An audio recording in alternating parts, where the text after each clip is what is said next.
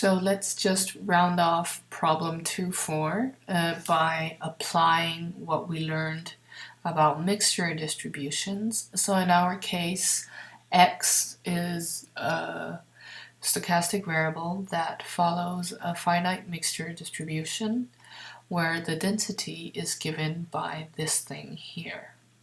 So let's just write that up.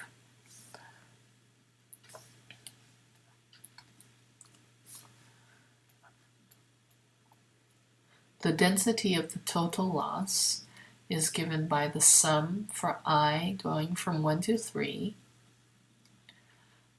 of Pi multiplied by the conditional densities such.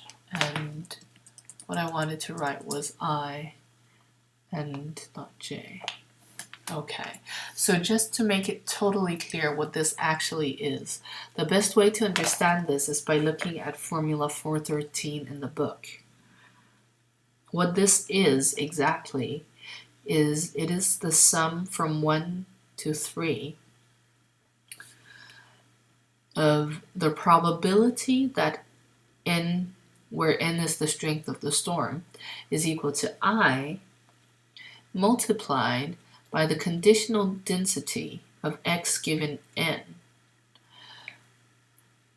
where we condition on the fact that n takes the value I. So the conditional density of x given n is equal to I.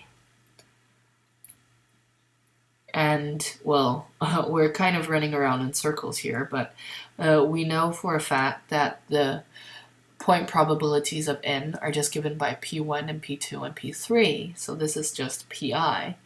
And so if we had had numerical values in this exercise, we would have plugged in numerical values, but here it's just P1, P2, and P3 multiplied by the conditional densities, which are, well, the conditional density of x given x is equal to 1 is the exponential density, right? So with parameter lambda 1, and so let me just write here. So fx given n equal 1, well, that is equal to lambda 1 multiplied by e to the minus lambda 1 x for x greater than 0, and the conditional density of x given that n is equal to 2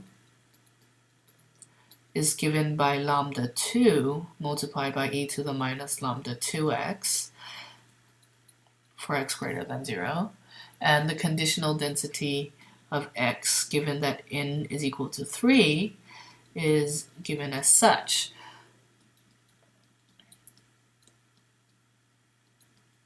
So I think you kind of get what I'm aiming at here. In any case, the general expression is just lambda I multiplied by e to the minus lambda I x.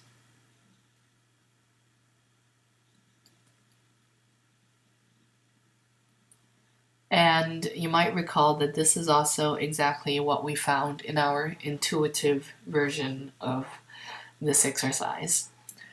So this is the density of x, where x follows a mixture distribution.